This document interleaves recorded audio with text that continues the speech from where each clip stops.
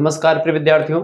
आज की वीडियो के माध्यम से हम लोग चर्चा करेंगे एंशिएंट हिस्ट्री बीए प्रथम वर्ष प्रथम सेमेस्टर इकाई संख्या 7 के बारे में। और आज ही की वीडियो के माध्यम से इकाई संख्या 7 को हम समाप्त करने का प्रयास करेंगे।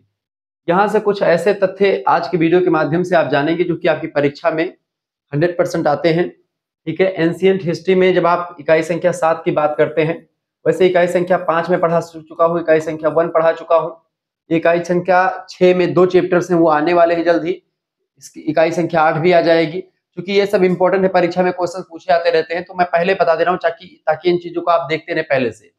और फिर उसके बाद में इकाई संख्या 2, 3, 4 ये आपका बचेगा, फिर उसको मैं भी करवा दूंगा। ठीक है, मॉडल पेपर बन रहा है, इसका मॉडल पेपर जल्द ही आ जाएगा। आपका एंशिएंट हिस्ट्री में क्या पढ़ना है? Early civilisation India and world, यानी कि विश्व की प्राचीनतम सभ्यताएं और जो भारत की सभ्यताएं हैं बेसिकली उनके बारे में। ठीक है, तो सिंधु सरस्वती सभ्यता के बारे में आपको भारतीय सभ्यताओं में पढ़ना है। वैसे हम चर्चा कर चुके हैं जो विश्व की सभ्यताएं थी यूनिट नंबर 5 में, वो आखिरकार नदी घाटियों में ही क्यों विकसित हुई, नदियां क्यों एक प्रकार से सभ्यताओं का वरदान कही जाती हैं, जैसे कि नील नदी क्यों वरदान कही जाती है मिस्र का, या नील नदी का वरदान मिस्र को कहा जाता है, क्यों कहा जाता है। इसी संदर्भ में मैंने पूरी एक लेक्चर बना दिया है। यूनिट नंबर 5 में बेसिकली यही पढ़ना था, पूरा विस्तार से मैंने चीजों को आपको समझाया बताया, उसमें ऑब्जेक्टिव क्वेश्चंस भी उससे रखे। इसमें भी मैं ऑब्जेक्टिव क्वेश्चन लगभग में 20 इंपॉर्टेंट क्वेश्चंस मैंने तैयार किए हैं ऑब्जेक्टिव वाले, जो आपको वीडियो के लास्ट में मिलेंगे, आंसर के साथ विद एक्सप्लेनेशन भी रहेंगे, तो परेशान बिल्कुल भी आपको नहीं होना है।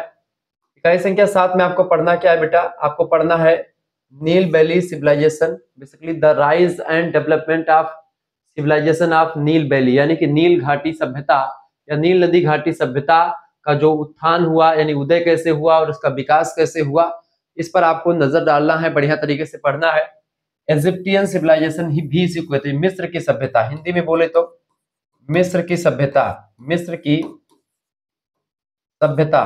ठीक है, मिस्र अंग्रेजी में जो है, हिंदी में मिस्र कहते हैं, अंग्रेजी में उसी को इजिप्ट कहा जाता है। ठीक है, वैली माने होता है घाटी, वैली माने क्या होता है? घाटी। नील माने नील नदी, वहां पर एक नील नदी है।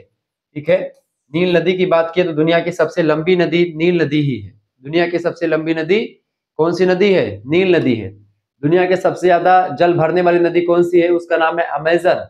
अमेजन की बेसिन बड़ी चौड़ी है, यानी घाटी वहां की बड़ी जल भराव की क्षमता बहुत ज्यादा है। जैसे कि गंगा नदी में, गंगा नदी भारत की सबसे लंबी नदी है, लेकिन जल भराव की दृष्टि से अगर देखेंगे तो ब्रह्मपुत्र नदी में सबसे ज्यादा जल भरता है, अफवाह क्षेत्र वाली नदी कहते हैं। ठीक है, तो जो नील नदी थी, बेसिकली नील नदी की अगर बात की, नील नदी अगर ना होती तो मिस्र की सभ्यता ना होती, ये बात आप ध्यान रखिएगा। एक विद्वान है हेरोडोटस, इतिहास के जनक कहे जाते हैं, इतिहास के पिता हैं वो। उन्होंने कहा कि अगर नील नदी ना होती, या नील नदी को ही वरदान कहा, किसका? मिस्र का वरदान कहा, यानी मिस्र का उद्भव जो हुआ है उसके पीछे नील नदी का बड़ा योगदान रहा है, क्योंकि नील नदी की घाटी में ही सभ्यता का विकास हुआ, इसीलिए इसको नील नदी घाटी की सभ्यता कहा जाता है। नील नदी बेसिकली मिस्र की सभ्यता कही जाती है, नील नदी घाटी की सभ्यता, क्योंकि मिस्र नाम का देश है जो कि अफ्रीका महाद्वीप में पड़ता है, वहीं पर इस घाटी का विकास हुआ, मतलब इस सभ्यता का विकास हुआ। और बेसिकली आप देखेंगे तो मिस्र में आपको मरुस्थल मिलेगा। मरु माने होता है मरी हुई, स्थल माने होता है भूमि। ऐसी भूमि जहां पर कुछ भी ना होता हो, उस भूमि को मरुस्थल कहा जाता है। इस भूमि पर कुछ उपजाऊ चीजें नहीं थी, लेकिन जब इस नदी का प्रादुर्भाव हुआ, ये नदी आई, नदी के जो है आने से क्या हुआ, उस बंजर, उस भूखंड पर जहां पर कुछ नहीं, एक जो है हरी पत्ती भी नहीं होती थी, वहां पर एक जीती जागती हरी भरी सभ्यता का विकास हुआ, जिसको हम नील नदी घाटी की सभ्यता के नाम से जानते हैं और इतिहास में पढ़ते पढ़ाते हैं। आइए उसी नील नदी घाटी की सभ्यता के बारे में हम आपको कुछ तथ्य से अवगत करवाते हैं, और जो आपकी परीक्षा के दृष्टिकोण से बहुत ही ज्यादा महत्वपूर्ण है। तो आप सभी लोग प्लीज वीडियो को लाइक कर दीजिएगा, चैनल पर अगर नए हैं तो सब्सक्राइब कर दीजिएगा। इसी प्रकार से इंफॉर्मेटिव वीडियो लगातार आपके लिए आती रहती है। ठीक है, चलिए सबसे पहले परिचय समझते हैं मिस्र की सभ्यता का। मेसोपोटामिया की सभ्यता आपको इकाई नंबर 5 में पढ़ना है, इकाई नंबर 6 में पढ़ना है, उसको मैं पढ़ा दूंगा, आपको परेशान ना हो। ठीक है, चलिए परिचय, इसका हेडिंग डालिएगा सभी लोग, परिचय। नील नदी घाटी सभ्यता या नील वैली सिविलाइजेशन या इजिप्टियन सिविलाइजेशन दुनिया की प्राचीनतम सभ्यताओं में से एक है। जैसे कि सिंधु घाटी सभ्यता, ऐसे ही नील नदी घाटी की सभ्यता। ठीक है, बेसिकली आप देखते हैं मेसोपोटामिया से, नील नदी घाटी से, इन सभी का या सिंधु घाटी सभ्यता से व्यापार वगैरह नदियों के माध्यम से हुआ करता था, ऐसा जानकारी भी मिलती है। यह नील नदी के तटों पर विकसित हुई, यानी नील नदी घाटी, घाटी माने होता है जो उसके आसपास के इलाके होते हैं उसी को वैली कहते हैं, घाटी कहते हैं, ठीक है। तो कहीं ना कहीं पे उसका जो आसपास का एरिया है, बेसिन जिसको कह सकते हैं, या फिर जो तट कहा जा सकता है, उसके आसपास के किनारे किनारे इस सभ्यता का विकास हुआ। नील नदी की वार्षिक बाढ़, यानी कि नील नदी में समय समय पर हर साल पर एक बाढ़, मतलब बाढ़ आती थी मौसम के अकॉर्डिंग। तो इसी बाढ़ की वजह से यहाँ की धरती जो थी, मिस्र की धरती, वह उपजाऊ होती चली जाती है। उपजाऊ मिट्टी और अस्थायी कृषि की सुविधा नील नदी की वजह से हुई, चूंकि वर्ष हमेशा एक वर्ष में बाढ़ आती थी, यही बाढ़ का पानी जाता था और फिर मिट्टी को उर्वरक क्षमता देता था, ताकि मिट्टी जो है उर्वरकता से परिपूर्ण हो जाए और मिट्टी एक प्रकार से यहाँ पर उपजाऊपन उसमें आ गया। धीरे धीरे सभ्यता इसमें लगभग में 3100 ईसा पूर्व से लेकर के 30 ईसा पूर्व तक आप देखते हैं, माना जाता है कि ये सभ्यता अस्तित्व में रहती है। इसे क्रेडल ऑफ सिविलाइजेशन यानी सभ्यता का पालना कहते हैं। क्या कहते हैं इसको? नील नदी को सभ्यता का पालना भी कह सकते हैं, कहा जा सकता है, ठीक है। वैसे तो मेसोपोटामिया की सभ्यता को कहते हैं, क्योंकि वहां पर कई सारी सभ्यताओं का विकास हुआ। नील नदी की अगर बात करें बेटा, तो नील नदी जो है, नील नदी घाटी या नील घाटी सभ्यता ने मानव समाज को अस्थायी नगर दिया, क्योंकि यहाँ पर क्या था, पहले लोग इकट्ठा नहीं रहते थे, आसपास भटकते रहते थे, लेकिन अस्थायी जो नगर मिला, नील नदी घाटी की सभ्यता किनारे किनारे बसना शुरू करते हैं। संगठित शासन भी आपको यहाँ पर दिखेगा। सांस्कृतिक प्रगति यानी कि जो है कल्चरल प्रोग्रेस की पहली शिक्षा भी आपको यहाँ पर देखने को मिलती है। कहाँ पर? नील नदी घाटी की सभ्यता में, यानी मिस्र की सभ्यता में। नील नदी घाटी की सभ्यता और मिस्र की सभ्यता दोनों एक ही सभ्यता है। जैसे कि सिंधु घाटी सभ्यता सिंधु नदी के आसपास है, तो उसमें मोहनजोदाड़ो स्थान है, हड़प्पा है, लोथल है, कालीबंगा है, वो सब उसके स्थान है, ठीक है। ये बात आप ध्यान रखिए, सभ्यता एक ही है, सिंधु घाटी की सभ्यता, चाहे उसी को मोहनजोदाड़ो की सभ्यता बोलो, चाहे हड़प्पा की सभ्यता बोलो। ऐसी असीरियन सभ्यता, बेबीलोनियन सभ्यता, ठीक है, ये सब सभ्यता मेसोपोटामिया के अंतर्गत ही आती है। चाहे संयुक्त रूप से मेसोपोटामिया बोलो, चाहे इसको अलग अलग करके पढ़ें। जब हम इस चैप्टर को इकाई संख्या 6 को समझेंगे तो विस्तार से आपको बताएंगे। बहरहाल चर्चा करते हैं। तो परिचय हो गया आपका कि नील नदी घाटी की सभ्यता क्या थी। उद्भव देखते हैं इसका, लिखा उद्भव और विकास, emergence and development of Nile valley civilisation. पहला पॉइंट, प्रारंभिक कृषि और बस्तियां।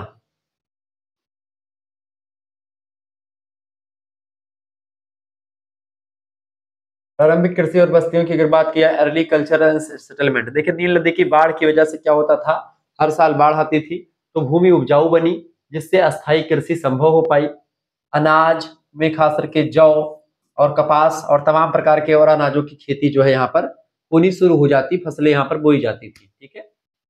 नगर राज्य और राजनीतिक विकास की अगर बात की, सिटी और स्टेट्स पॉलिटिकल डेवलपमेंट कैसे हुआ यहाँ पर, इसके विकास की अगर बात की जाए, लगभग में 3100 ईसा पूर्व तक ऊपरी और निचले मिस्र के छोटे राज्यों का निर्माण हुआ। फिर उसके बाद में आप देखते हैं फाराओ, फाराओ को आप जानते हैं, फाराओ वहां के राजा, जो मिस्र के राजा होते हैं, ठीक है, उनको फाराओ कहते हैं, फिराओ कहते हैं। जैसे अपने यहाँ पे राजा महाराजा होते थे, ऐसे ही वहां पर फिराओ होते थे, ठीक है। फाराओ, उनको ईश्वर का प्रतिनिधि माना जाता था और कहा जाता था कि ईश्वर का अंश राजा में होता है। राजा की रक्षा सबसे इंपॉर्टेंट होती थी। राजा मर जाता था तो उसका पिरामिड बनवाते थे, उसको मम्मी में अच्छे चुनवा देते थे पत्थर में, उसके जो है सैनिकों को भी उसके साथ मार करके दफना देते थे, ताकि जो है ये लोग मरने के बाद में भी राजा की सेवा करते रहे, फिराओं की सेवा करते रहे। तो फाराओ जो है वो एक राजा का टाइटल होता है, यानी राजा किसी राजा का नाम नहीं फिराओ। फिराओ जैसे राजा अपने यहाँ पर होता है, राजा कहते हैं, ठीक है, शासक कहते हैं, ऐसे ही फिराओ होते थे जो कि देवताओं की प्रतिनिधि के स्वरूप माने जाते थे। जनता इनकी बातों को माना करती थी। 3100 ईसा पूर्व तक उत्तरी और निचले मिस्र के छोटे छोटे राज्यों का निर्माण हुआ। फाराओ या फिराओ केंद्र और प्रांतों के शासक हुआ करते थे। धीरे धीरे क्या हुआ, शहरों का विकास होता गया। थीब्स, मेम्फिस, ओपोलिस जैसे महान नगर जो है आपको देखने को मिल जाते हैं, ठीक है। ये बात आप ध्यान रखेंगे। पोलिस शब्द का मतलब आप देखते हैं, पॉलिटिकल साइंस की जो उत्पत्ति हुई इसी पोलिस शब्द से हुई है। पोलिस शब्द का हिंदी मतलब होता है नगर राज्य। क्या मतलब होता है बेटा? नगर राज्य इसका मतलब होता है, ध्यान रखिएगा। पोलिस शब्द का क्या मतलब होता है? नगर राज्य। इसी पोलिस शब्द से पॉलिटिकल साइंस शब्द का बना है, पॉलिटी शब्द का उत्पत्ति हुआ है, नगर राज्य, ठीक है। ये बात आप ध्यान रखेंगे। तो थीब्स, मेम्फिस, हेलियोपोलिस जैसे नगरों का विकास आप देखते हैं, नगर बने कहां पर, मिस्र की सभ्यता में इन सभी का विकास हुआ। धीरे धीरे और विकास होता गया। साम्राज्य का विस्तार कैसे हुआ, साम्राज्य विस्तार की अगर बात करें तो 2700 ईसा पूर्व से लेकर के 2200 ईसा पूर्व के बीच पुराना राज्य जो था, पुराने राज्य का विकास हुआ, ओल्ड किंगडम। और फिर उसके अंदर पिरामिडों का निर्माण, जो गीजा के बड़े बड़े पिरामिड या और भी तमाम प्रकार के पिरामिड जो बने हुए हैं वो उसी की देन है। ठीक है, 2050 से लेकर के 1800 ईसा पूर्व के मध्य में आप देखते हैं इसमें मध्य राज्य का उदय हुआ। पुराना राज्य इस समय आया जो ओल्ड किंगडम था। मिडिल किंगडम जो यहाँ पर आपको दिखाई पड़ता है मिस्र में, वो बेसिकली जो मध्य राज्य है उसमें प्रशासनिक सुधार आपको दिखाई पड़ता है, प्रशासनिक सुधार आपको दिखाई पड़ता है, मध्य राज्य का प्रादुर्भाव हुआ और समय बीता। 1550 ईस्वी से लेकर ईसा पूर्व से लेकर के 1070 ईसा पूर्व के मध्य में जो आधुनिक राज्य है या न्यू किंगडम या मॉडर्न किंगडम की उत्पत्ति होती है, जिसमें सैन्य और सामरिक उत्कर्ष आपको दिखाई पड़ता है मिस्र का। तो इस तरीके से पुराना राज्य, मध्य राज्य और नए राज्य में इस प्रकार से उदय आपको दिखाई पड़ता है। समय इधर आपके लिखे हुए हैं, ये चीजें आप आसानी से चीजें समझ पा रहे होंगे। ठीक है, तो इस तरीके से क्या हुआ कि नील नदी घाटी की सभ्यता ने छोटे गांवों से लेकर के महान साम्राज्यों तक का सफर तय किया, और यह जो सफर तय किया मानव इतिहास में अस्थायी प्रशासन और नगर विकास की एक मिसाल पेश करने के लिए जाना जाता है। मिस्र की सभ्यता का यह इतिहास जिसको मैंने आपको बताया। तो मिस्र की सभ्यता कुछ इस तरीके से हम आगे और पढ़ेंगे। अभी और अच्छे अच्छे पॉइंट्स हमने रखे जो कि आपकी परीक्षा की दृष्टि से बहुत महत्वपूर्ण है। ठीक है, इसके अलावा सामाजिक सांस्कृतिक ढांचा कैसा था, सोशल कल्चरल स्ट्रक्चर जो मिस्र का था वो कैसा था, इसके बारे में चर्चा करते हैं। देखिए, जो सोशल स्ट्रक्चर था यहाँ का, समाज में स्पष्ट वर्ग व्यवस्था थी। समाज कई वर्गों में बटा हुआ था।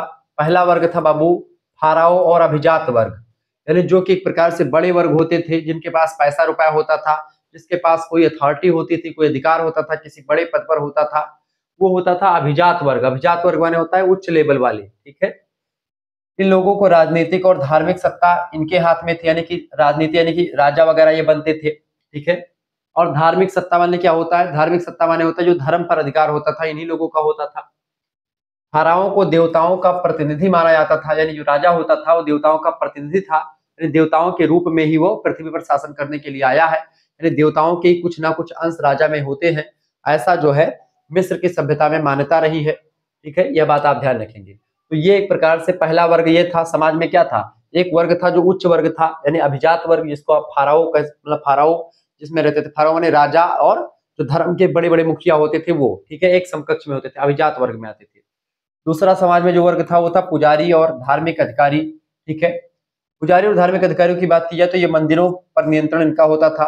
ठीक है, धार्मिक अनुष्ठान वगैरह करवाना हुआ या शिक्षा का संरक्षण करना हुआ, शिक्षा का प्रचार प्रसार करना हुआ, तो ये सेकंड वर्ग के लोग करते थे, जो धार्मिक अधिकारी या फिर पुजारी लोग हुआ करते थे, विद्वान लोग हुआ करते थे। और इसी में समाज में तीसरा वर्ग था, उस तीसरे वर्ग का नाम था व्यापारी और शिल्पकार वर्ग। सॉरी, व्यापारी यानी कि जो व्यापार करते हैं, शिल्पकार यानी जो आर्टिस्ट है, कुछ जो बनाते वगैरह हैं, कोई धंधा वगैरह खोले हैं, ये सब चीजें, जैसे धातु कला, वस्त्र बनाने वाले, बर्तन बनाने वाले या व्यापार करने वाले, सब कुछ तीसरे वर्ग के अंतर्गत आते थे, व्यापारी और शिल्पकार वर्ग के अंतर्गत। ठीक है,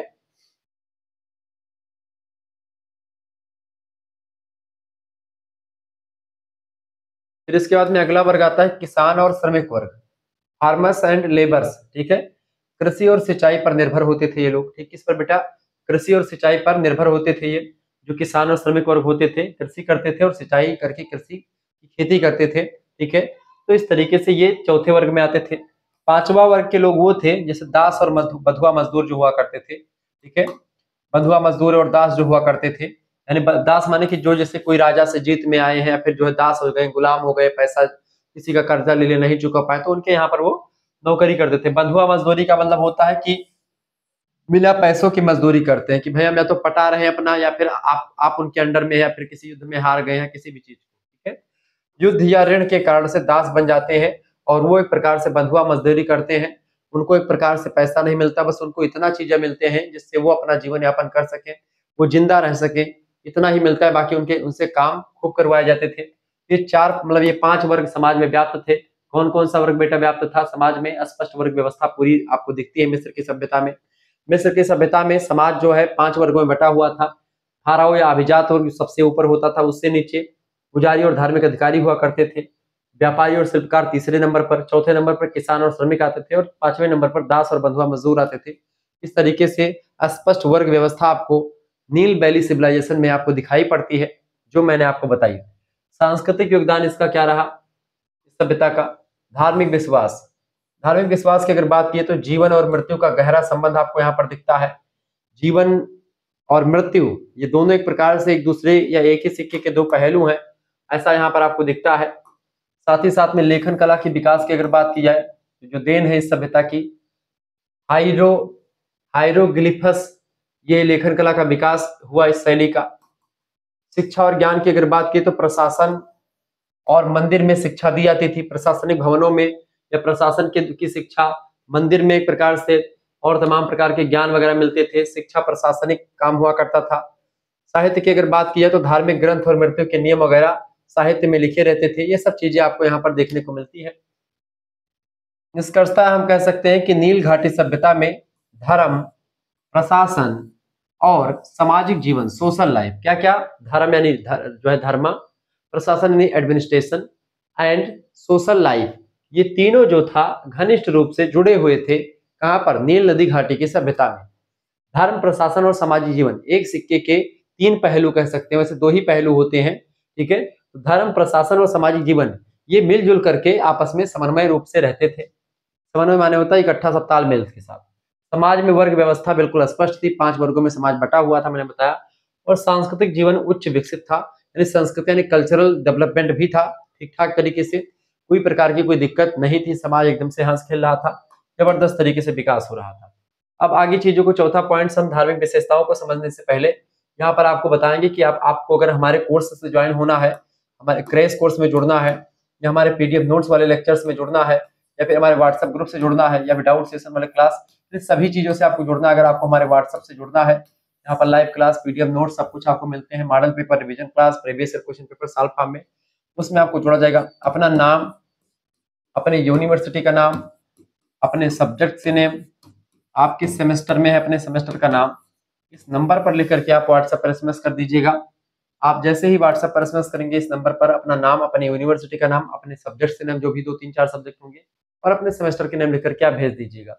जैसे आप भेजेंगे आपके पास एक क्यूआर कोड भेजा जाएगा, स्कैनर, ठीक है, जिस पर आप ऑनलाइन पेमेंट कर सकते हैं, ठीक है। तो मात्र 100 रुपए फीस आपकी रखी गई है, कोई ज्यादा फीस नहीं है, केवल 100 रुपए फीस रखी गई ताकि हर एक बच्चा बीए का पढ़ सके और एक उच्च क्वालिटी, उच्च गुणवत्ता युक्त कंटेंट प्राप्त कर सके। 8 इकाइयों का सिलेबस आपको मिले, 8 इकाइयों का जो है जो आपकी पीडीएफ नोट्स होंगे एकदम जबरदस्त तरीके से विथ एमसीक्यूज के साथ। आंसर जो एमसीक्यूज के होंगे वो भी आपके कैसे लिखे रहते हैं, वो भी आंसर आपके डिस्क्रिप्शन के साथ लिखे रहते हैं, ताकि अगर आप वीडियोस ना देखने का मन हो तो पीडीएफ देख करके ही पढ़ सकते हैं आप एग्जाम के पॉइंट में, ठीक है, एग्जाम के टाइम में। तो बहुत ही अच्छे तरीके से चीजें आपको मिलेंगी, सब कुछ आपको मिलेगा, कहीं पर आपको भटकना नहीं पड़ेगा, कहीं पर कोई मेहनत नहीं करनी पड़ेगी, सब कुछ आपको मिलने वाला है मात्र 100 रुपीज फीस में। जिन बच्चों को जुड़ना है तुरंत जुड़ जाइए, इस नंबर पर तुरंत आप व्हाट्सएप पर एसएमएस कीजिएगा, आपके पास क्यूआर भेजेंगे, उसी क्यूआर कोड पर 100 रुपए फीस जमा कर देनी है, या फीस आप खुद भी जमा कर सकते हैं अगर आप चलाते हैं ऑनलाइन माध्यम, नहीं चलाते तो किसी दूसरे से आप सेंड करवा सकते हैं, ठीक है। ये बात आप ध्यान रखिएगा, अपने घर में कोई चलाता है, बाहर का कोई चलाता है, दोस्त है, कोई भी चलाता हो, आप एसएमएस पेमेंट करवा दीजिएगा, पेमेंट की स्क्रीनशॉट हमारे पास भेजेंगे, आपको ग्रुप से जोड़ दिया जाएगा, ठीक है। आपको यहाँ पर क्या क्या मिलेगा, लाइव क्लास की लिंक मिलेगी, व्हाट्सएप ग्रुप में जोड़ा जाएगा आपको। वीडियो लेक्चर्स, मान लेते हैं वीडियो आप लाइव क्लास नहीं देख पाते तो उसकी वीडियो लेक्चर्स आपको मिल जाएंगे, ठीक है। इसके साथ साथ आपको पीडीएफ नोट्स भी मिल जाएगा यहाँ पर। जैसे पीडीएफ नोट सबसे इंपॉर्टेंट क्या है, इसमें पीडीएफ नोट्स जो मिलेगा उसमें आपके जो एमसीक्यूज होंगे, क्वेश्चन आंसर, वो विथ एमसीक्यूज होंगे, यानी कि एमसीक्यूज के आंसर जो होंगे साथ में होंगे, और डिस्क्रिप्शन के साथ में शुक्ला स्टडी पॉइंट शैली वाला डिस्क्रिप्शन आपके लिए तैयार किया जाएगा। इसके साथ ही साथ में आपके लिए व्यवस्था क्या होगी, पीडीएफ नोट्स जो होगा वो जो है लिखित टाइप के क्वेश्चन भी होंगे, अति लघुत्तरे, लघुत्तरे, दीर्घोत्तरे क्वेश्चंस, प्रीवियस पिछले साल के क्वेश्चन पेपर सॉल्व फॉर्म में उन सभी क्वेश्चंस जो आपके परीक्षा में पूछे जा सकते हैं, उन सभी को मैं मॉडल पेपर के रूप में बनाऊंगा और वो सब आपको पढ़ाऊंगा, कोई दिक्कत नहीं होगी आपको। सब कुछ मात्र 100 रुपए फीस में आपको मिलेगा, केवल एक सब्जेक्ट नहीं बल्कि आपके 2-3 मेजर सब्जेक्ट जो होते हैं और एक को करिकुलर होता है, एक माइनर होता है। किसी किसी यूनिवर्सिटी में 3 मेजर, किसी किसी में 2 मेजर होते हैं, ठीक है। आपकी बार तो 2 ही मेजर सभी विश्वविद्यालय में रखा गया है, 2 मेजर सब्जेक्ट, एक माइनर, एक को करिकुलर सब्जेक्ट। इन सभी की तैयारी मात्र और मात्र कितने रुपए में बाबू, 100 रुपए फीस में करवाई जाएगी, ये बात आप ध्यान रखेंगे।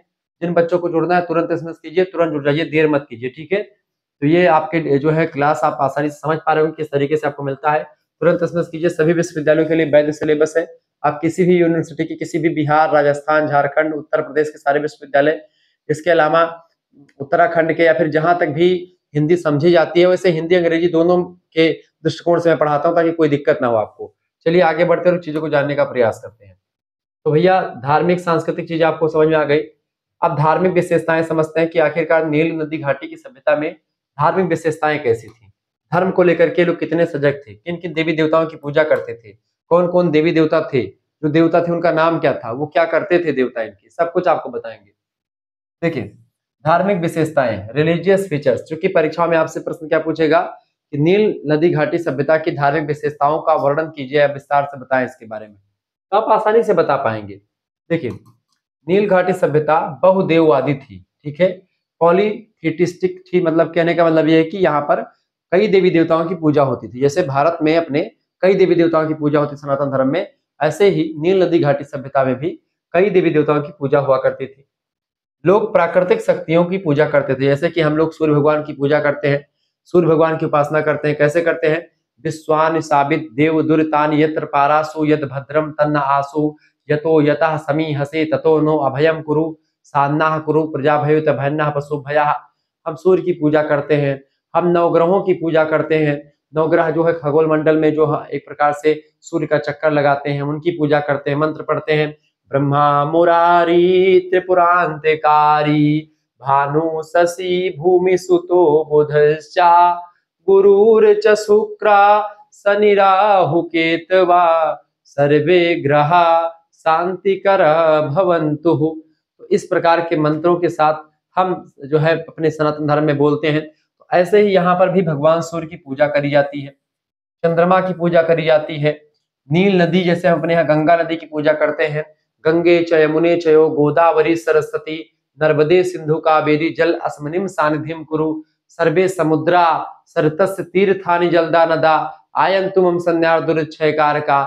हम ऐसे जो है पूजा करते हैं नदियों की। तो ऐसे ही वहां पर भी नील नदी की पूजा, चूंकि नील नदी के द्वारा ही उनका जीवन था, नील नदी से उनको चारा पानी सब कुछ मिलता था, उनके पशुओं के लिए व्यवस्था, उनके लिए व्यवस्था, सिंचाई के लिए जल की व्यवस्था, पीने के लिए जल की व्यवस्था, साफ सफाई के लिए जल की व्यवस्था, सब नील नदी ही देती थी। उपजाऊ मिट्टी भी हर साल बाढ़ आने से वहां की मिट्टी उपजाऊ हुई, तो नील नदी ही वरदान थी, इसलिए नील नदी की पूजा बहुत ही धूमधाम से करी जाती थी, ठीक है। इसके अलावा आकाश की पूजा भी करते थे, जैसे कि हम लोग कहते हैं कैसे, जल छित पावक गगन समीरा पंच तत्व मिल बना शरीरा। हमारा शरीर 5 तत्वों से मिलकर के बना है। कौन कौन से? जल क्षिति पावक गगन समीरा। उनमें से जो आकाश है उसकी भी पूजा ये लोग करते हैं, जैसे हम लोग भी करते हैं। और पृथ्वी को देवता मानते थे, पृथ्वी को हम लोग भी देवता मानते हैं, ये लोग भी पृथ्वी को देवता मानते थे, नील नदी घाटी सभ्यता के लोग। प्रत्येक नगर और प्रांत का अपना अधिष्ठाता देवता होता था, मतलब कि हर एक नगर का एक अलग देवता। जैसे कि हमारे यहाँ पर क्या है, जैसे ग्राम देवता, हर एक गांव के एक अपने देवता होते हैं, कुल देवता जिनको कहते हैं। या फिर हर एक व्यक्ति की आराध्य हो सकते हैं कि भाई हमारे आराध्य, हम भोलेनाथ को मानते हैं, हम फलाने देवता को मानते हैं। तो हर व्यक्ति की आराध्या, हर गांव के एक स्पेशली जो देवता होते हैं जिसको ग्राम देवता कहते हैं, घर के अपने देवता होते हैं। बेसिकली ग्राम देवता में से काली माता का थान होता है, डी ड्यूहार आपके तमाम होते हैं काली माता के स्थान पर, तो वही ग्राम देवता वहीं पर बैठते हैं, ठीक है। उनकी पूजा साल में एक बार भादो के महीने में या फिर भादो या सावन में होती है, ठीक है। तो ऐसे में ये चीजें जो होती हैं, ये ग्राम देवताओं की पूजा। तो ऐसे ही यहाँ पर क्या था, जैसे अपने यहाँ पर होता है, ऐसे ही नील नदी घाटी सभ्यता में अगर देखिए, मिस्र की सभ्यता में जो हर एक नगर, जो बड़ा नगर होता था उसका अपना एक देवता होता था, उसको उसी के आधार पर लोग उसको जो है, चूंकि वो उसका या कोई जो प्रांत होता था, इलाका, उसके अधिष्ठाता देवता होते थे, ठीक है, जो नगर की सुरक्षा करते थे और विकास का प्रतीक माना जाता था, जिनको कि इन्हीं की वजह से हमारा ये नगर चल रहा है, आगे बढ़ रहा है, इसका विकास हो रहा है। ये एक प्रकार से इसकी कुछ विशेषताएं थी। सबसे पहले अब इसकी प्रमुख विशेषताओं में प्रमुख देवताओं के बारे में समझते हैं कि कौन कौन से देवता आखिरकार इसमें थे, जिनके बारे में आपको पढ़ना चाहिए। प्रमुख देवता, major gods of Nile valley civilisation, Sindhu घाटी सभ्यता के जो महान देवी देवता रहे हैं उनके बारे में आपको बताने में जा रहा हूं, ठीक है। इससे पहले देवता है राह। राह को ऐसे रा भी लिखते हैं, रा। रा जो है सूर्य भगवान को माना, जैसे अपने यहाँ सूर्य भगवान की पूजा करते हैं, सूर्य भगवान को मिस्र की सभ्यता में रा कहते हैं, यानी कि राह कहते हैं। ये जीवन और शक्ति के प्रतीक माने जाते हैं, ठीक माने जाते थे उस सभ्यता में। ठीक है। दूसरे जो है देवता थे ओसिरिस। ओसिरिस देवता की अगर बात की जाए, ओसिरिस देवता मृत्यु और परलोक का देवता था। न्याय और पुनर्जन्म से संबंधित जो है देवता यही थे। जैसे अपने यहाँ पर यमराज होते हैं, जो कि एक प्रकार से जिसको किसको दंड देना, किसको स्वर्ग भेजना, किसको मृत्यु लोक में फिर से भेज देना, किसको किस योनि में भेजना है, ये सब चीजें आप देखते हैं ये ओसिरिस नाम का देवता जो है वहां पर किया करता था। इसके अलावा एक तीसरा देवता था, उसका नाम था इसीस। इसीस देवता की बात की जाए तो एक देवी थी बेसिकली, ये मातृत्व देवी या मातृ देवी, बेसिकली जादू और जीवन शक्ति को देने वाली देवी माना जाता है इनको, किसको, इसीस को। अगले देवता थे होरस। होरस देवता की अगर बात की है तो आकाश और शासक शक्ति का देवता था। आकाश के देवता का नाम था क्या, होरस नाम के देवता आकाश के देवता थे। और शासक शक्ति यानी कि मान लेते हैं देवी, जैसे अपने यहाँ पर इंद्र मान सकते हैं, या इस टाइप के देवता थे जो आकाश के और जो है शासक शक्ति यानी कि जो है राजा महाराजा थे। इसके अलावा अगले देवता थे अनुबिस। अनुबिस देवता की अगर बात की तो शव यानी कि लाश और परलोक की सुरक्षा करने वाला देवता था, जो कि एक प्रकार से यमराज के कहने पर क्या करते थे, ये एक प्रकार से शव की रक्षा करते थे, यानी कि जो जो मर जाते हैं व्यक्ति मिस्र की सभ्यता में, उनकी रक्षा के लिए ये देवता थे अनुबिस नाम के देवता। परलोक की सुरक्षा करना, शव की देखभाल करना, मृत्यु जो हो जाए उसके बाद में, ये सभी चीजें। विशेष बात यह है कि हर नगर में अपने प्रमुख देवता की पूजा होती थी, जो उसके प्रमुख देवता होते थे नगर के। जो नगर की धार्मिक और राजनीतिक संरचना से जुड़ा हुआ होता था व्यक्ति, उसको देवता मान करके उसकी पूजा होती थी, जो प्राचीन काल पूर्वज हो सकता है या फिर कुछ भी हो सकता है, किसी स्पेशल देवता की पूजा होती थी। दूसरी विशेषता धार्मिक विशेषताओं में यह है कि धार्मिक केंद्र, रिलीजियस सेंटर्स, क्योंकि ये विशेष मतलब कि नील नदी में तमाम प्रकार के धर्म या तमाम प्रकार के जो है चीजें आपको दिखाई पड़ती हैं। धर्म को लेकर के लोग सजग थे। प्रत्येक नगर में आपको देखते हैं मंदिर मिलेंगे और पिरामिड तमाम सारे मिलेंगे, टेम्पल्स एंड पिरामिड्स मिलेंगे। ठीक है। मंदिर सिर्फ पूजा का स्थल नहीं हुआ करते थे, बल्कि प्रशासन भी मंदिर से, कर संग्रह और सामाजिक गतिविधियों का केंद्र भी मंदिर ही हुआ करते थे। मंदिर के माध्यम से नियमावलियां भी चालू करी जाती थी। पुजारी की अगर बात की है तो पुजारी अनुष्ठान कराते थे किसी भी फंक्शन का, किसी भी चीज का। जैसे कि अपने यहाँ पर पंडित जी लोग जो होते हैं किसी भी चीज का आरंभ करवाते हैं, तो ऐसे ही ये भी था। इसके अलावा कर संग्रह करते थे, पुजारी ही कर संग्रह करता था, क्योंकि पुजारी की बातों को लोग विश्वास करते थे, तो टैक्स वगैरह लोग पुजारी को ही देते थे। वो टैक्स जो है फिर राजा महाराजा को दे दिया जाता था, फिराओ को। और शासक को धार्मिक मार्गदर्शक देते थे, यानी कि शासक को धार्मिक मार्गदर्शन कौन देता था, पुजारी लोग जो होते थे शासक को बताते थे कि अब ऐसा करना चाहिए। जैसे कि चंद्रगुप्त मौर्य को चाणक्य बताया करते थे, या भगवान श्री रामचंद्र के राज्य में या दशरथ के राज्य में वशिष्ठ जी एक प्रकार से हुआ करते थे। ठीक इसी प्रकार से इन लोगों के यहाँ पर भी एक राजाओं को सलाह देने के लिए पुजारी जो होते थे ब्राह्मण लोग, वो एक प्रकार से दिया करते थे। जैसे ब्राह्मण लोग अपने यहाँ पर एक होते नहीं कि भाई सलाहकार के रूप में रख लेते थे राजा महाराजा लोग ऋषि मुनियों को, जैसे जो पुरोहित होते थे उनको रख करके उनसे सलाह लेते थे। ठीक है। मंत्री अलग होते थे, एक अमात्य का पद होता था। अमात्य मतलब कि जो एक प्रमुख व्यक्ति जो कि प्रकार राजा को सलाह देता था किसी भी मामले को लेकर के। ठीक है, धार्मिक मामलों को लेकर के या किसी भी मामले। अगली विशेषता, तीसरी विशेषता है मृत्यु और परलोक की धारणा, बिलीफ इन आफ्टर लाइफ, यानी कि मृत्यु और परलोक, क्योंकि मृत्यु के बाद में भी एक जो है चीजें होती है, आपको परलोक मिलता है, स्वर्ग वगैरह की अवधारणा भी इसमें मानी गई है। लोग मानते थे कि मृत्यु के बाद आत्मा एक न्यायपूर्ण और अंधकारमय परलोक में जाती है, जहां पर उसका जो उसने जो इस जन्म में किया है उसका भुगतान करना पड़ता था। अपने यहाँ पर भी आप देखते हैं गरुड़ पुराण में सारी चीजें बताई जाती हैं कि मरने के बाद में आपको क्या क्या यातनाएं सहनी पड़ती हैं, आपके जैसे कर्म होते हैं उसी प्रकार से आपको वहां पर यमराज दंड देते हैं। ठीक है। और जो दंड यमराज नहीं दे पाते, पुनः फिर आप जो है दूसरा आपका होता है, जन्म होता है, और फिर वहां पर आप आकर के उस दंड को भोगते हैं। ठीक है। इसलिए लोग जब कहते हैं कि भाई हमने इस जन्म में तो कुछ जो है ऐसा गलत नहीं किया है, फिर भी हम भोग रहे हैं, हमको दंड मिल रहा है, तो वह दंड इसलिए मिल रहा है क्योंकि आपने अगले जन्म में कुछ ऐसा किया होगा जिसकी वजह से आपको दंड मिल रहा होगा। ठीक है, ये बात ध्यान रखिए। पिरामिड फाराओ और अभिजात वर्ग की अमरत्व की यात्रा का प्रतीक था, जहां पर बड़े बड़े लोगों का पिरामिड बनते थे। पिरामिड पर एक प्रकार से उनका जो है शिलापट्टे वगैरह जो लिखा होता था कि भाई ये किसका फिराओ, किस फिराओ का है, किस महाराजा का है। मृतकों के लिए धार्मिक अनुष्ठान और बलिदान आवश्यक हुआ करते थे। धार्मिक अनुष्ठानों का उद्देश्य देवताओं को प्रसन्न करना होता था, और जीवन में अस्थायित्व बनाए रखने के लिए देवताओं की पूजा के लिए अनुष्ठान तमाम सारे किए जाते थे। ठीक है। चौथी बात, चौथी विशेषता धार्मिक साहित्य और ग्रंथ यहाँ पर आपको मिलेंगे। ठीक है, इसकी विशेषता क्या है? देखिए, इसमें नील नदी घाटी सभ्यता में बुक ऑफ द डेड, मृत्यु के बाद आत्मा की यात्रा और जीवन धारणा की व्याख्या आपको इस पुस्तक में मिलती है। धर्म और जीवन के नियम, न्याय और धार्मिक आचारों का वर्णन, सब कुछ आपको अलग अलग जगहों पर आपको मिलता है।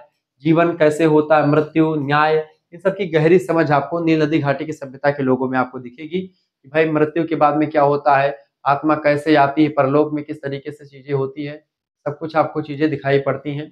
सब कुछ यहाँ पर आपको बताई जाती है कि भाई किस तरीके से हो सकता है। इनको लोग मतलब कि मिमी क्यों बनाते थे? मम्मी 100 का जो है मतलब कि पत्थर में चुनवा देते थे लाश को। इनका विश्वास था कि अगर लाश सिक्योर बनी रहेगी तो एक समय ऐसा आता है कि आत्मा फिर से सब जगह से भ्रमण करके फिर अपने उस शरीर में आने का प्रयास करती है जिस शरीर को वो छोड़ करके गई है। और ऐसी मान्यता के लिए ही ये लोग जो है शरीर को दीवालों में चुनवा देते थे, मतलब कि पत्थर में चुनवा देते थे शरीर का आकार। तो मम्मी आपने देखा होगा। ठीक है, इन लोगों को मृत्यु, जीवन और न्याय की गहरी समझ होती थी। पांचवी विशेषता धार्मिक और सामाजिक विशेषता इनके, रिलीजियस एंड सोशल फीचर्स। सबसे पहली बात यह कि बहुदेववादी थे, कई जो है देवताओं की पूजा करते थे। प्राकृतिक शक्तियों का मतलब कि देवत्वीकरण, यानी कि प्रत्येक जो प्राकृतिक देवी देवता, जैसे प्रकृति की पूजा, जैसे वरुण देवता हो गए, या फिर आप देखते तमाम जैसे हम लोग करते सूर्य, चंद्रमा, पृथ्वी, ठीक है, इन सभी की पूजा करते थे। नगर राज के अधिष्ठाता देवता होते थे। ठीक है, हर एक नगर के अपने अपने देवता होते थे। विशाल मंदिर और पिरामिड आपको इसमें देखने को मिलेंगे, सिंधु घाटी मतलब किसमें, नील नदी की घाटी की सभ्यता में। मृत्यु और परलोक की स्पष्ट धारणा आपको मिलेगी। मृत्यु के बाद में व्यक्ति परलोक जाता है, स्वर्ग जाता है, वहां पर उसको उसके कर्मों के हिसाब से दंड मिलता है, उसको जो है पुरस्कार मिलता है। सब चीजें इसमें दिखाई गई है। फाराओं बराबर देवताओं का प्रतिनिधि, यानी कि जो फाराओं होता था, राजा होता था, वह देवताओं का प्रतिनिधि होता था। वो देवताओं का ही एक अंश होता था, जो राजा मतलब कि जो देवताओं ने भेजा उसको धरती पर शासन करने के लिए, ऐसा माना जाता था। राज्य की उत्पत्ति का, दैवीय उत्पत्ति का सिद्धांत भी आपको यहाँ पर झलकता है कहीं ना कहीं इस बात से। धार्मिक अनुष्ठान और बलिदान भी आपको यहाँ पर देखने को मिलता है, यानी कि बलि प्रथा, धार्मिक अनुष्ठान किया जाता था, उस पर बलि भी दी जाती थी सामूहिक रूप से। ये सब चीजें आपको मिलती हैं। अतः हम कह सकते हैं कि नील नदी घाटी की सभ्यता, धार्मिक व्यवस्था जो इसकी थी बहुदेववाद पर आधारित थी। कई सभी देवी देवताओं की पूजा होती थी। देवताओं को मानवीकृत और प्राकृतिक शक्तियों में पूजा जाता था। मंदिर और पिरामिड न केवल पूजा स्थल थे बल्कि प्रशासन और समाज का केंद्र भी हुआ करते थे। धर्म और राजनीति का गहरा संबंध यहाँ पर आपको दिखाया गया है। राजनीति और धर्म दोनों एक दूसरे के साथ ही चलते थे। ठीक है, धर्म की बातें पुजारी करता था, फिराओं राजनीति की बात करता था, लेकिन राजनीति में अगर फिराओं को कुछ पूछना होता था तो वो जो है किससे पूछते, पुजारी वर्ग के लोगों से पूछते थे। आगे देख, प्रशासन और राजनीति यहाँ की कैसी थी, एडमिनिस्ट्रेशन एंड पॉलिसी कैसी थी नील नदी घाटी सभ्यता की। पहली विशेषता प्रशासनिक ढांचा, एडमिनिस्ट्रेशन फ्रेमवर्क जो था नील नदी घाटी सभ्यता का। देखिए, नील घाटी सभ्यता का प्रशासन कैसा था, राजतंत्रीय था। राजा का लड़का ही राजा बनता था, मोनार्की व्यवस्था थी। राजतंत्र ही था, यानी राजा का लड़का ही राजा बनेगा। ठीक है, प्रणाली पर आधारित थी। फाराओं शासक और देवताओं का प्रतिनिधि माना जाता था। जो भी राजा होता था वो शासक और देवताओं का क्या होता था, प्रतिनिधि मानते थे उसको। प्रशासन का उद्देश्य था कृषि, व्यापार और सुरक्षा और धर्म का सुचारू रूप से संचालन किया जाए। इस सभी में तालमेल बैठाया जाए ताकि एक दूसरे के जो है बीच में मतभेद ना हो। नगर और प्रांत मुख्य प्रशासनिक इकाई थे। ठीक है, ये सब चीजें यहाँ पर आपको देखने को मिलती हैं। दूसरी बात, राजा और शासक की भूमिका क्या थी, रोल ऑफ किंग। राजा की क्या भूमिका थी, शासक की क्या भूमिका थी समाज में। कि फाराओ केवल राजनीतिक शासक ही नहीं हुआ करता था बल्कि धार्मिक और न्यायिक प्रमुख भी था, यानी कि वो किसी भी मामले में न्याय भी करता था। और साथ ही साथ में धर्म में अगर विवाद होता था तो भी उसका निपटारा कौन करता था, फिराओ ही करता था, फाराओ ही करता था। फाराओ की जिम्मेदारियां क्या क्या थी, जैसे कि कानून को बनाने के लिए या कानून को लागू करवाना हो तो फाराओ की जिम्मेदारी थी कानून बना करके कानून को लागू किया जाए। ठीक है, फाराओ आदेश देता था अपने लोगों को तो वो कानून बनाते थे और कानून को लागू करवाने में भी एक प्रकार से भूमिका रहती थी इन लोगों की, फिराओ की। न्याय का संचालन करने के लिए भी फिराओ का उपयोग, मतलब फिराओ का ही जिम्मेदारी थी। अस्थायी सेना के माध्यम से सुरक्षा करना भी फिराओ की जिम्मेदारी थी। इसके अलावा मंदिर और सार्वजनिक कार्यों का निर्माण करना हुआ तो भी फिराओ की जिम्मेदारी थी। इसके अलावा धार्मिक अनुष्ठान का आयोजन करना हुआ तो भी फिराओ की ही जिम्मेदारी थी। यदि फिराओ के द्वारा तमाम प्रकार के कार्य भी किए जाते थे, कानून बनाना, लागू करना, न्याय का संचालन करना, अस्थायी सेना के माध्यम से सुरक्षा देना। मंदिर और सार्वजनिक कार्यों का निर्माण करना, इसके साथ ही साथ में धार्मिक अनुष्ठान का आयोजन करना, ये सब काम एक राजा के, एक फिरौन के हुआ करते थे। ठीक है, ये सब जिम्मेदारियां थी एक राजा की। आगे देखिए, प्रशासनिक पद और तंत्र कैसा था नील नदी घाटी सभ्यता का। अगर इसकी बात की जाए बेटा, जो प्रशासनिक तंत्र था, पुजारी जो हुआ करता था, प्रीस्ट जो होता था, धार्मिक अनुष्ठान करवाता था, कर संग्रह करता था और फाराओं के मार्गदर्शन के लिए जिम्मेदार होता था। फाराओं को सलाहकार देता था, अब सलाहकार के रूप में काम करता था उनके साथ। लेखक, लेखपाल, अभिलेख, कृषि लेखा और कानून का रख रखाव करने के लिए पुजारी ही उपयोगी था। सैन्य अधिकारी भी होते थे, मिलिट्री कमांडर, सुरक्षा और साम्राज्य विस्तार के लिए जाने जाते हैं। श्रमिक और कारीगर पक्ष भी था, निर्माण और उत्पादक गतिविधियों में योगदान देता था ये लोग। ठीक है, लेखक वर्ग अलग था आपका। तो इस तरीके से आपके तमाम प्रकार के ये वर्ग थे। न्याय और कानून, लॉ एंड जस्टिस की अगर बात की जाए तो कानून का आधार था यहाँ पर धर्म। धर्म में जो कानून है, धर्म में जो गलत आपने कर्म कर दिया तो उसके अकॉर्डिंग आपको दंड मिलेगा, या फिर फाराओं की आज्ञा से एक प्रकार से किसी को दंड, किसी को रिहाई मिलती थी। अपराध और दंड का निर्धारण सामाजिक वर्ग और अपराध की गंभीरता के अनुसार ही उसको दंड की व्यवस्था करी जाती थी। कानून ने कृषि, व्यापार, परिवार और संपत्ति के अधिकार सुनिश्चित कर रखे थे। कृषि पर किसका अधिकार होगा, कितना अधिकार होगा, व्यापार, परिवार और संपत्ति के अधिकार कितने, क्या, कैसे होंगे, इसके बारे में जानकारी जो है बता दी गई थी कानून के द्वारा। उद्देश्य था इसका ये कि न्याय, सामाजिक स्थिरता और प्रशासनिक नियंत्रण रखा जाए। ठीक है, न्याय और कानून बनाने का। कला और स्थापत्य कला की अगर बात की जाए, आर्ट एंड आर्किटेक्चर जो था सिंधु घाटी सभ्यता में कैसा था। स्थापत्य कला यानी कि आर्किटेक्चर की अगर बात की जाए, नील नदी घाटी सभ्यता की स्थापत्य कला धार्मिक, राजनीतिक और सामाजिक जीवन का प्रतिबिंब है। अगर यहाँ की कलाकृतियों को आप देखेंगे, आर्किटेक्चर को देखेंगे, तो उस आर्किटेक्चर को देखने के बाद में सिंधु घाटी सभ्यता, नील नदी की सभ्यता, किसी भी सभ्यता की आप स्ट्रक्चर को देखेंगे तो उससे उस समय के इतिहास के बारे में बढ़िया जानकारी मिल जाती है, गहरी जानकारी मिल जाती है। स्थापत्य कला धार्मिक, राजनीतिक और सामाजिक जीवन का प्रतिबिंब है। जहां से अगर हम इसके स्थापत्य कला को पढ़ते हैं, नील नदी घाटी सभ्यता को देखते हैं, उसके स्थापत्य शैली को, तो उससे हमको धर्म के बारे में, राजनीति के बारे में, समाज के बारे में बढ़िया जानकारी मिल जाती है। मिट्टी, ईंट और पत्थर से एक प्रकार से बनाए जाते थे स्थापत्य, जो घर वगैरह होते थे, मूर्तियां, मंदिर, ये सब। मुख्य उदाहरण में देखें जैसे कि पिरामिड, फाराओं और अभिजात वर्ग के लिए परलोक यात्रा का प्रतीक है। भाई जो व्यक्ति परलोक जाता था उसका जो है फिर अपना बना देता था, क्या बनता था, पिरामिड बनता था। मंदिर और स्तूप का निर्माण, टेम्पल्स एंड स्तूप भी आपको दिखते हैं। धार्मिक, सामाजिक और प्रशासनिक केंद्र हुआ करते थे मंदिर और स्तूप। नगर नियोजन की बात की जाए तो सड़कें चौड़ी थी, जल निकासी की व्यवस्था थी, मकान नियमित थे, यहाँ के मकान भी ठीक ठाक बने थे जैसे कि सिंधु घाटी सभ्यता में थे, ऐसे यहाँ पर भी आपको देखने को मिलते हैं। कुछ थोड़ा सा उससे हल्के लेवल में था ये। मूर्तिकला और शिल्पकला, ठीक है, अगर बात की जाए तो मूर्तिकला की बात की जाए तो देवताओं की प्रतिमाएं, फाराओ यानी राजा की प्रतिमाएं और जानवरों के दृश्य भी आपको मूर्तियों के माध्यम से दिखाए गए हैं यहाँ के चित्र जो मिले। शिल्पकला में आप देखें धातु, मिट्टी, लकड़ी और पत्थर से बने बर्तन और सजावट की चीजें आपको दिखाई पड़ती हैं। ठीक है, पत्थर को काट काट करके भी चीजें बनाने की जानते थे। जो आप देखते हैं, जो गीजा का पिरामिड वगैरह बना है, इतना ऊंचा बना है और वहां पर जो पत्थर है बहुत बड़े बड़े, बहुत वजन में पत्थर ज्यादा है। आज भी विज्ञान वाले सोच रहे हैं कि भाई इतना ऊंचे ऊंचे उतने ऊंचे जगह पर वो पत्थर चढ़ाया किसने होगा, आखिरकार किस सीढ़ी से उस पत्थर को ले जाया गया होगा।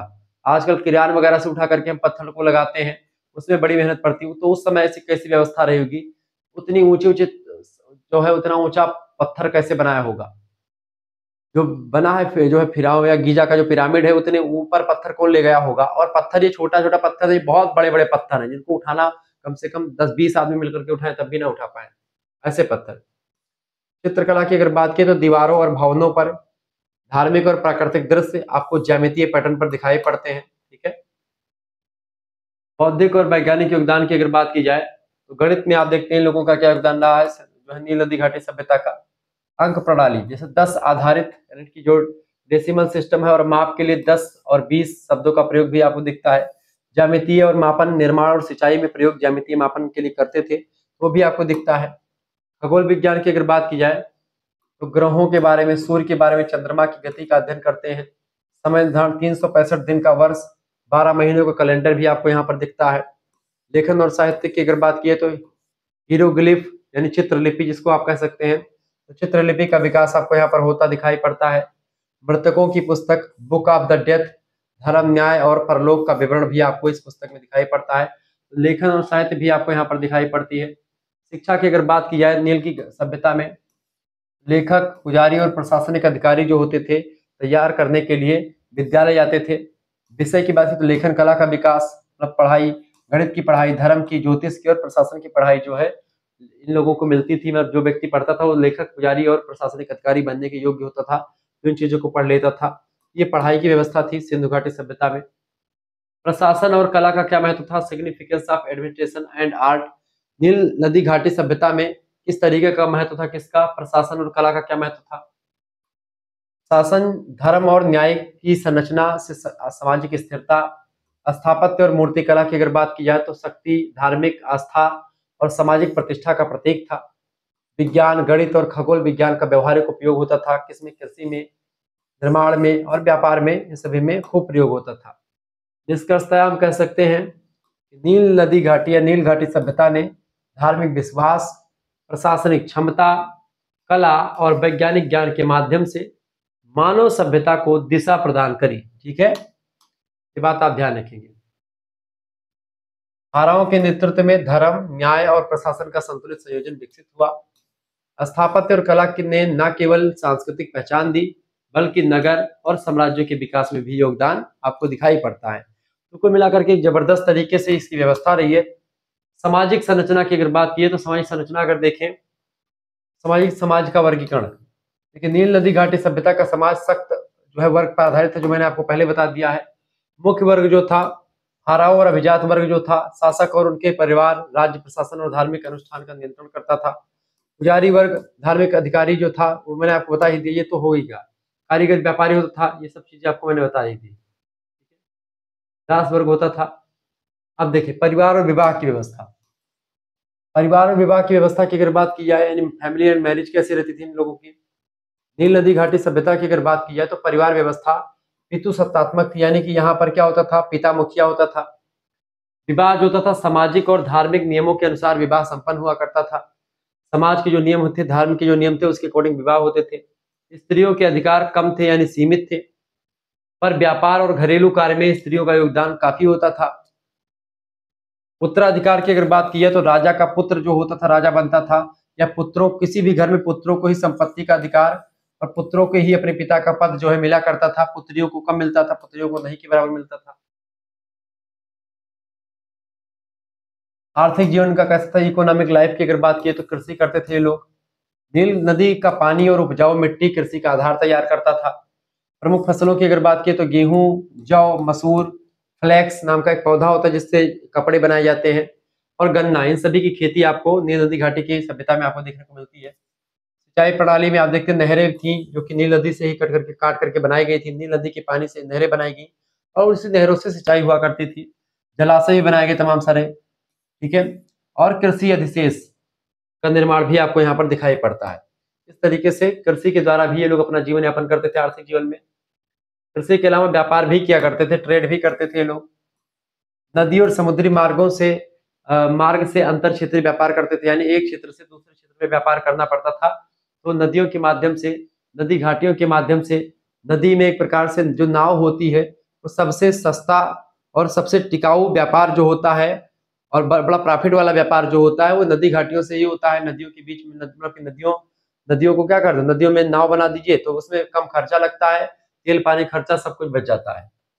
प्रमुख वस्तुओं की अगर बात की व्यापार में तो कृषि उपज की जो वस्तुएं होती थी उसका व्यापार होता था, धातुओं का व्यापार होता था, वस्त्र का, मिट्टी के तमाम बर्तन बनते थे, उन सभी को लोग एक दूसरे स्थान पर ले जाकर के बेचते थे। वस्तु विनिमय की प्रणाली हुआ करती थी। व्यापारिक केंद्र की बात की तो थेप्स, मेम्फिस नाम के दो शहर, ये सब क्या थे? ये सब एक प्रकार से व्यापारिक शहरों में आते हैं। बेसिकली व्यापार कैसे होता था? मान लेते आपके पास गेहूं हुआ, 1 बोरा गेहूं है, तो उनमें से मान लेते हैं 1 बोरा गेहूं हो गया तो आप 10 किलो गेहूं हमको दे रहे हैं तो हम 10 किलो चावल आपको दे देंगे। ये होगा वस्तु विनिमय।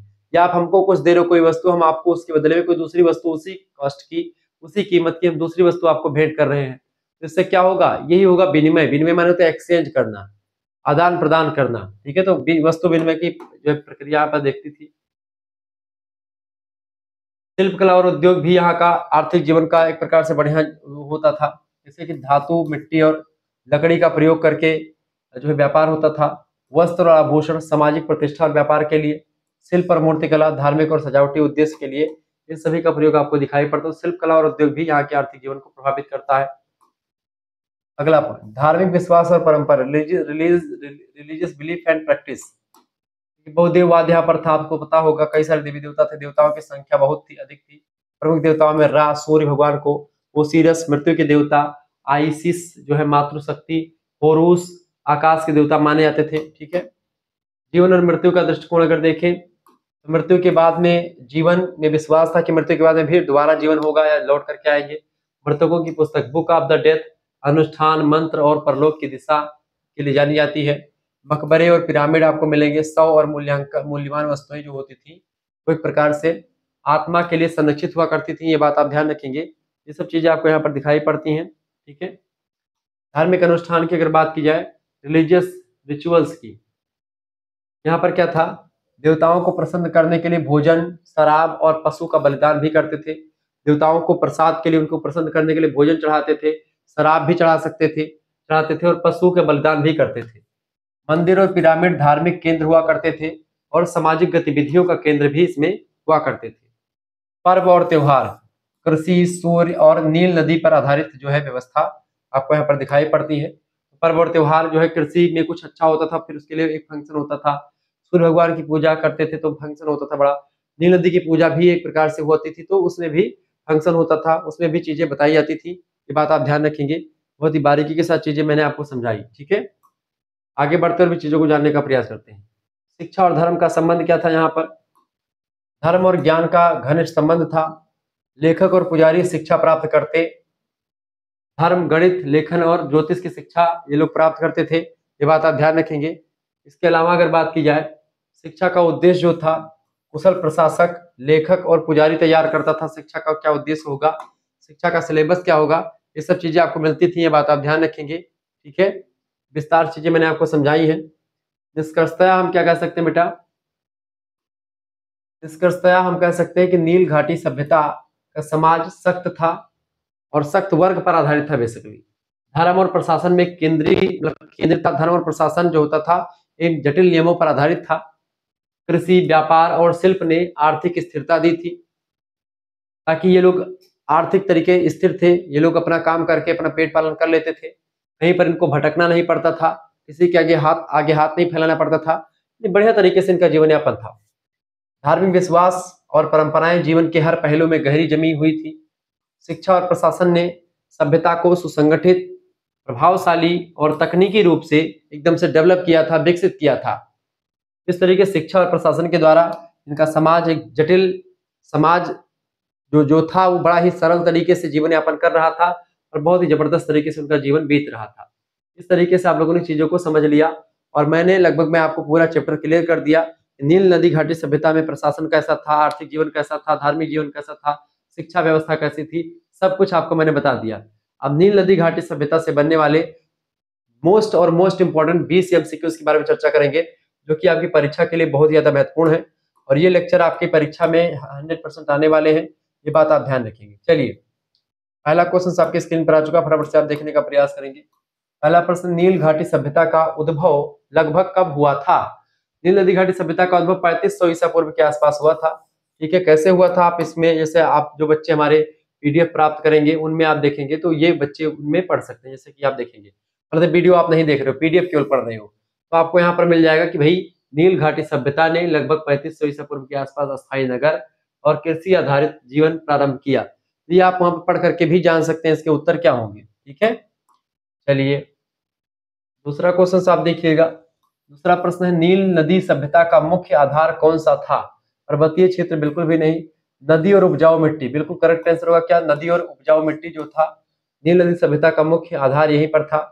नील नदी की सिंचाई और उपजाऊ मिट्टी ने कृषि और अस्थायी गांवों को नींव डाली और यहाँ पर लोग रहने लगे। उसी स्थान पर लोग क्यों रहते, क्योंकि नील नदी क्या थी, बहती थी, उसके आसपास ऐसी मिट्टी का निर्माण हुआ था जहां पर लोग, घास फूस थी जहां पर लोग अपने पशुओं को रख सकते थे और इसीलिए चूंकि वो अस्थायी जीवन यापन वहां पर करना शुरू कर दे, गांव बना, गांव से फिर प्रांत बना, प्रांत से फिर आपका नगर बना, नगर से महानगर बन गया और इस तरीके से आप देखते हैं हम इस सभ्यता को पढ़ते पढ़ाते हैं। तीसरा क्वेश्चन आप देखिएगा, नील घाटी के प्रथम नगरों में से कौन सा प्रमुख नगर था? नील नदी में आपका जो प्रमुख नगर था वो कौन सा नगर था बेटा? सबसे प्रमुख नगर था आपका मोम्फिस। मोम्फिस जो था नील नदी घाटी के प्रशासनिक और धार्मिक केंद्रों में सबसे प्रमुख था।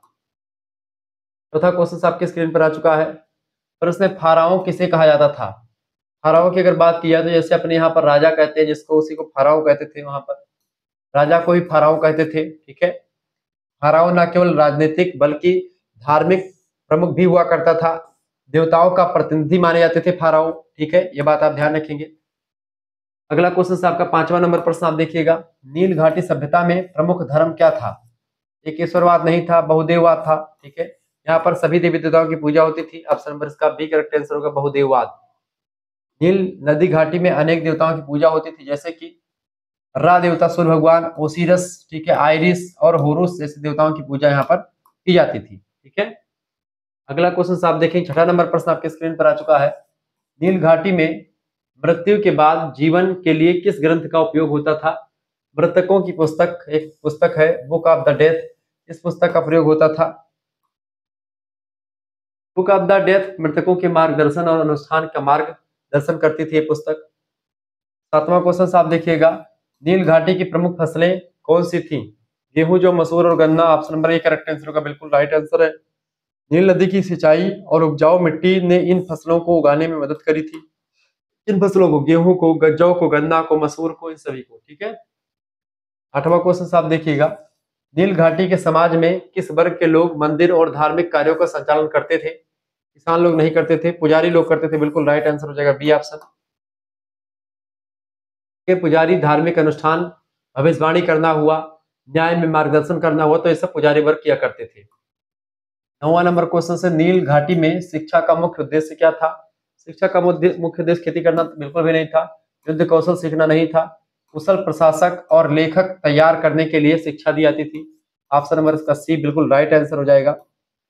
एडुब्बा स्कूलों में लेखन, गणित, ज्योतिष और प्रशासन की शिक्षा दी जाती थी। ये बात आप ध्यान रखेंगे। अगला क्वेश्चन 10वां नंबर प्रश्न आपकी स्क्रीन पर आ चुका है। नील घाटी सभ्यता के प्रमुख धार्मिक केंद्र क्या हुआ करते थे? धार्मिक केंद्र पिरामिड और मंदिर हुआ करते थे। ऑप्शन नंबर इसका करेक्ट आंसर हो जाएगा ए ऑप्शन। ठीक है, इस तरीके से आपने 10 क्वेश्चन समझे।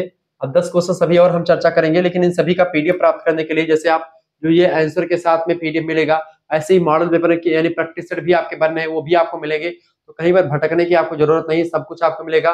लाइव क्लास आपके लिए होने वाला है जिसमें आपको सब कुछ मिलेगा, तो आपको कहीं पर भटकना नहीं पड़ेगा, कहीं पर आपको जाना नहीं पड़ेगा। आप एसएमएस कीजिए 91 61 93 60 62 पर। इस नंबर पर आप व्हाट्सएप पर एसएमएस कर दीजिएगा। क्या एसएमएस कीजिएगा इस नंबर पर बेटा? क्या एसएमएस कीजिएगा, फटाफट से बताएंगे। इस नंबर पर एसएमएस कीजिएगा अपना नाम, ठीक है, अपना नाम इस पे एसएमएस कीजिए। नंबर नोट करिए सभी लोग, 91 61 93 60 62। एसएमएस कीजिएगा अपना नाम, अपने यूनिवर्सिटी का नाम, अपने सब्जेक्ट के नेम और आप किस सेमेस्टर में है अपने सेमेस्टर का नाम लिख करके भेज दीजिएगा। ठीक है, आपके लिए पूरी व्यवस्था कर दी गई है।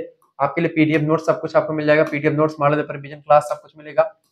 आप अपना नाम इस नंबर पर लिख करके भेजेंगे, यूनिवर्सिटी का नाम, सब्जेक्ट नेम, सेमेस्टर का नाम। वैसे ही जैसे आप भेजेंगे तुरंत आपके पास एक स्कैनर भेजा जाएगा, क्यूआर कोड।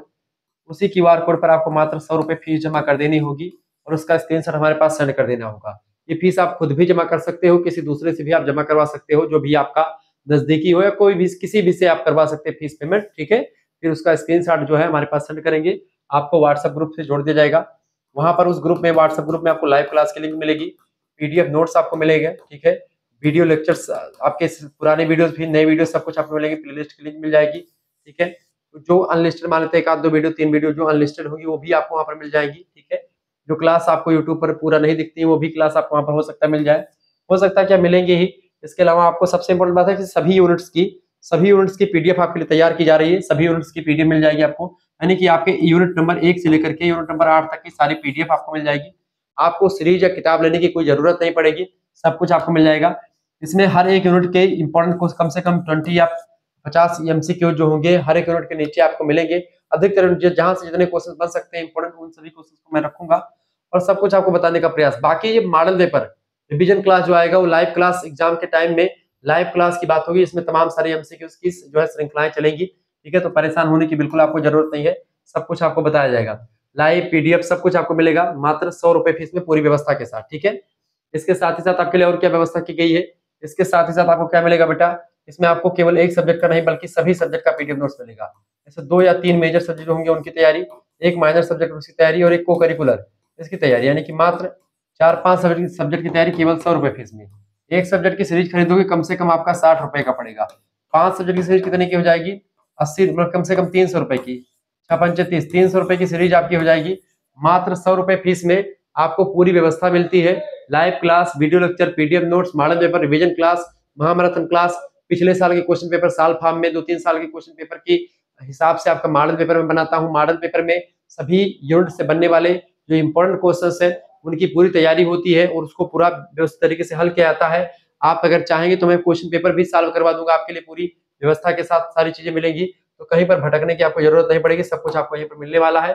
प्लीज वीडियो को लाइक करें, चैनल पर करना है तो सब्सक्राइब कर दीजिएगा, ठीक है। तो पिरामिड और मंदिर जो है देवताओं की पूजा और सामाजिक गतिविधि का केंद्र थे। यहाँ पर जब आप इन पीडीएफ को पढ़ेंगे एकदम से मजा आ जाएगा आपको, इतने एचडी क्वालिटी मैंने तैयार किया है।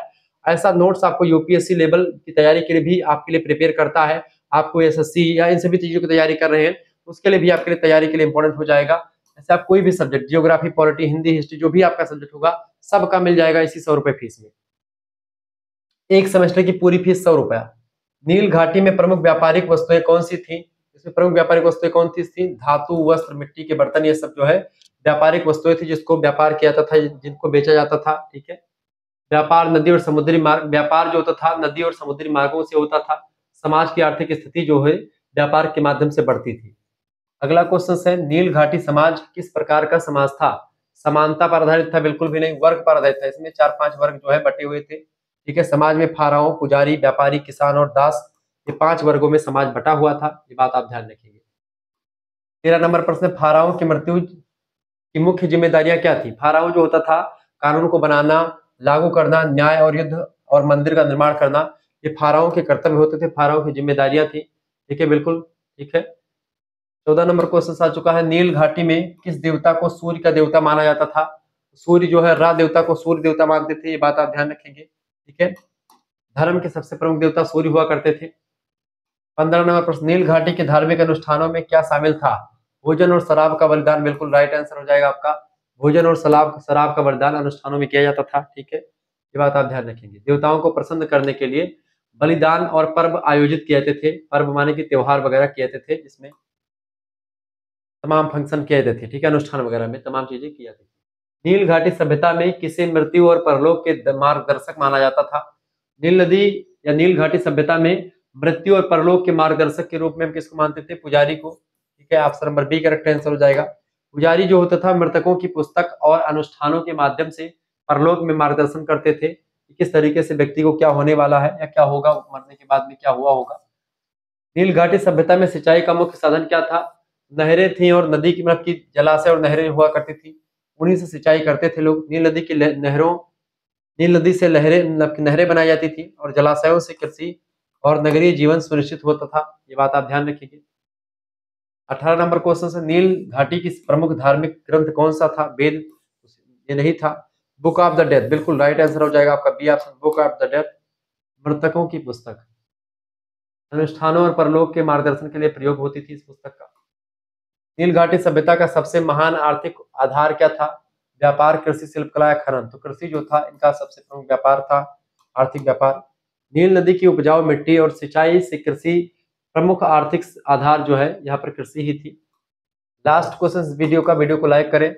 नील घाटी सभ्यता का अंतिम निष्कर्ष क्या है? अंतिम निष्कर्ष है कि सुसंगठित धर्म, प्रशासन और कला में विकसित सभ्यता थी। ऑप्शन नंबर इसका बिल्कुल बी ऑप्शन राइट आंसर हो जाएगा, ठीक है।